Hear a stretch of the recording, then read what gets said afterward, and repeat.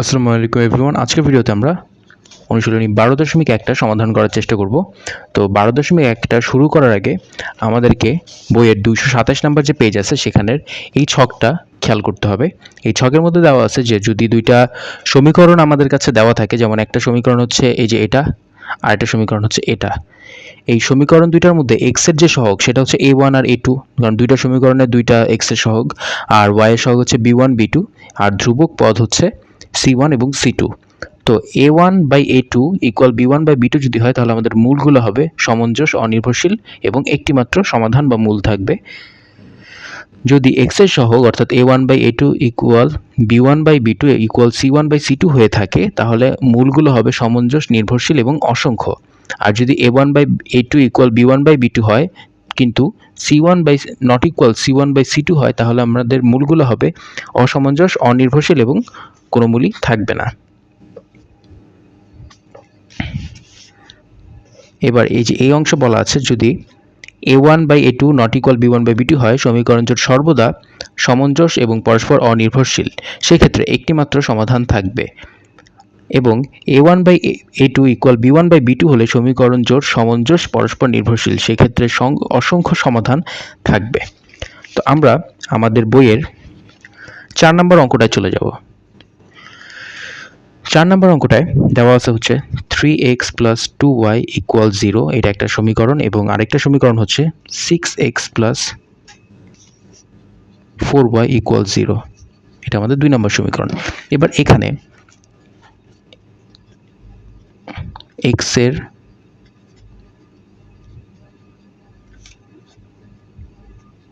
সহগদ্বয়ের অনুপাত অর্থাৎ a1 by a2, x এর সহগ হচ্ছে এই জায়গায় 3 আর এখানে হচ্ছে 6, তাহলে আমরা লিখতে পারি 3 বাই 6, কেটে গেলে থাকে হচ্ছে 1 বাই 2। আবার y এর সহগদ্বয়ের অনুপাত, y এর সহগ কোনটা, এখানে হচ্ছে 2 আর এবং এখানে হচ্ছে 4, অর্থাৎ b1 বাই b2 ইকুয়াল হচ্ছে 2 বাই 4, যেটাকে কাটলে আমরা পাবো আবার 1 বাই 2, অর্থাৎ আমাদের কিন্তু a1 by a2 equal b1 by b2 হচ্ছে।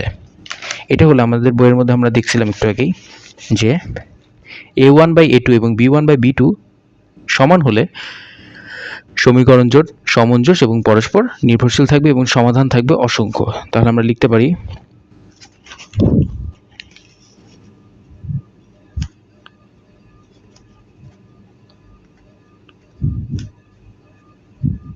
সমীকরণ জোট সমঞ্জস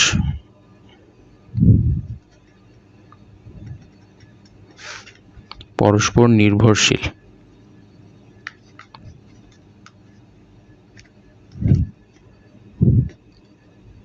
এবং সমাধান অসংখ্য।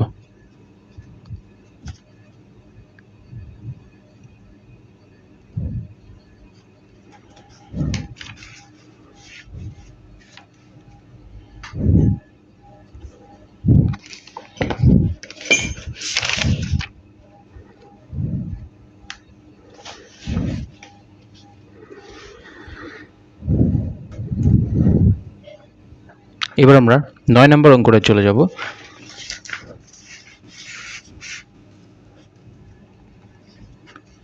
9 নম্বর প্রশ্নে দেওয়া আছে হচ্ছে half x plus y equal -1, x plus y equal 5, এটা সমীকরণ 1, এটা সমীকরণ 2। এবার এখানে এক্স এর সহগদ্বয়ের অনুপাত যদি আমরা লক্ষ্য করি,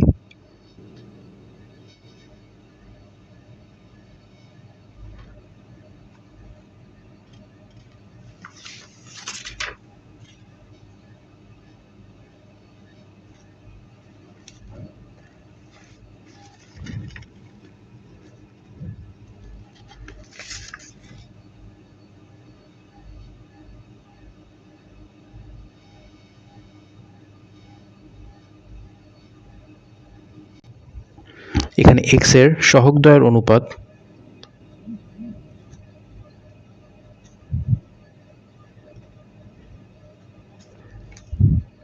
a1 বাই a2 ইকুয়াল হচ্ছে মাইনাস হাফ ডিভাইডেড বাই 1, তাহলে আমরা পাচ্ছি হচ্ছে মাইনাস হাফ।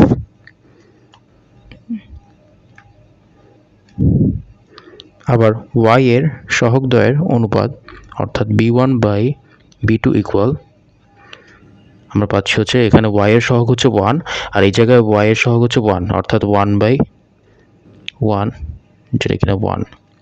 তাহলে কিন্তু আমাদের a1/a2 এবং b1/b2 সমান হলো না, তাহলে আমরা লিখব হচ্ছে নট ইকুয়াল। এবার যদি নট ইকুয়াল হয়ে থাকে তাহলে আমরা জানি নট ইকুয়াল হলে সমীকরণ জোট সর্বদা সমঞ্জস এবং পরস্পর অনির্ভরশীল, সমাধান থাকবে একটি, সেটাই আমরা লিখে দিব।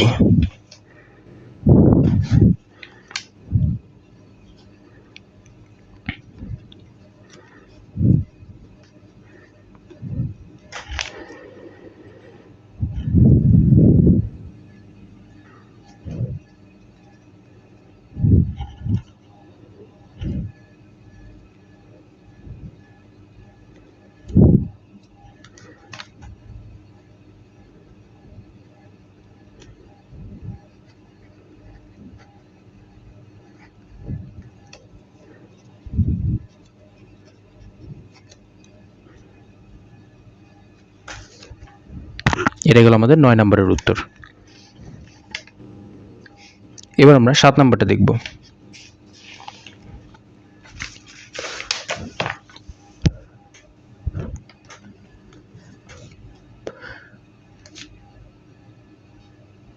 সাত নম্বরে দেওয়া আছে হচ্ছে -1/2x প্লাস y ইকুয়াল -1 এবং x মাইনাস 2y ইকুয়াল 2।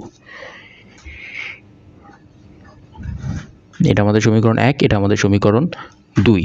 এবার x এর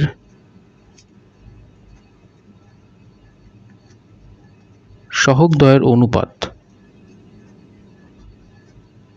অর্থাৎ a1/a2 ইকুয়াল, আমরা পাচ্ছি হচ্ছে এই যে x এর সহগ এখানে হচ্ছে -1/2, তাহলে দিলাম -1/2 ডিভাইডেড বাই এখানে x এর সহগ হচ্ছে 1, তাহলে আলটিমেটলি আমরা পাচ্ছি -1/2। দেন y এর সহগদ্বয়ের অনুপাত, এখানে আমাদের y এর হচ্ছে +y অর্থাৎ এখানে y এর সহগ হচ্ছে 1, তাহলে আমরা লিখলাম 1 এবং এখানে দেওয়া আছে কি -2y অর্থাৎ এখানে y এর সহগ হচ্ছে -2, তাহলে আলটিমেটলি আমরা পাইলাম -1/2, এটাও গেল। আবার ধ্রুব পদের অনুপাত অর্থাৎ c1/c2 ইকুয়াল, c1 হচ্ছে -1 এবং c2 হচ্ছে 2, তাহলে এখানে আমরা পাচ্ছি -1/2 অর্থাৎ আমাদের তিনটাই কিন্তু সমান।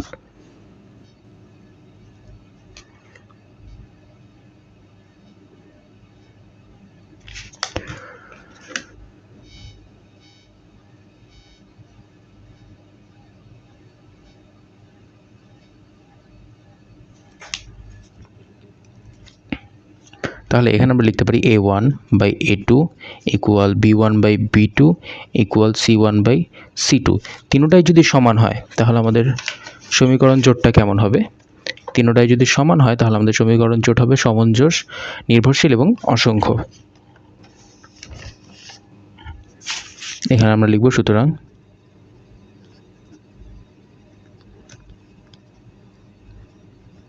সমীকরণ জোটটি সমঞ্জস, পরস্পর নির্ভরশীল